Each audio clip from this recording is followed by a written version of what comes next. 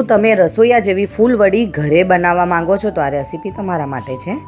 4 tablespoon સફેદ તલ, 4 tablespoon crush કરેલા લીલા ધાણા, 2 ટેબલસ્પૂન વરિયાળી, 1 ટેબલસ્પૂન મરી, 6 ટેબલસ્પૂન કાશ્મીરી લાલ મરચું, હાફ ટીસ્પૂન હિંગ, સ્વાદ પ્રમાણે મીઠું, હાફ ટીસ્પૂન પાપડ ખાર ક્રિસ્પી બનાવવા માટે, હાફ ટીસ્પૂન લીંબુના ફૂલ, 3/4 કપ ખાંડ, 3/4 કપ દહીં અને 7 ટેબલસ્પૂન આપણે તેલ લેવાનું છે। મેઝરમેન્ટમાં માપવું હોય તો 80 ગ્રામ જેટલું તેલ આમાં લેવાનું છે।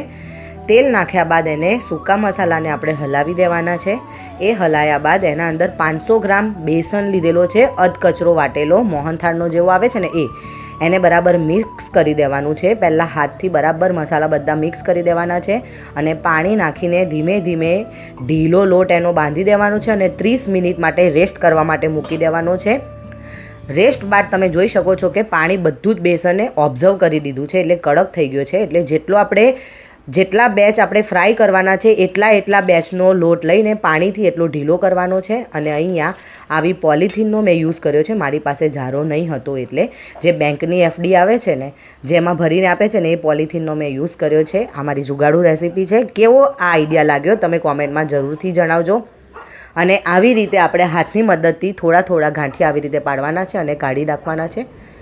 આને આપણે મીડિયમ ટુ હાઈ ફ્લેમ પર ફ્રાય કરવાનું છે। બહુ સ્લો ફ્લેમ પર ફ્રાય કરશો ને આને તમે તો શું થશે, એકદમ વધારે ક્રિસ્પી થઈ જશે। જો તમને વધારે ક્રિસ્પી પસંદ હોય તો તમે એ રીતે ફ્રાય કરી શકો છો। આ ફૂલવડી કેવી હોય છે એક્ઝેક્ટલી, તો બહારથી ક્રિસ્પી હોય છે ને અંદરથી થોડી સોફ્ટ હોય છે। આવી રીતે ફાટે એટલે ફૂલવડી એકદમ પરફેક્ટ છે તમારી। સર્વ કરીશું।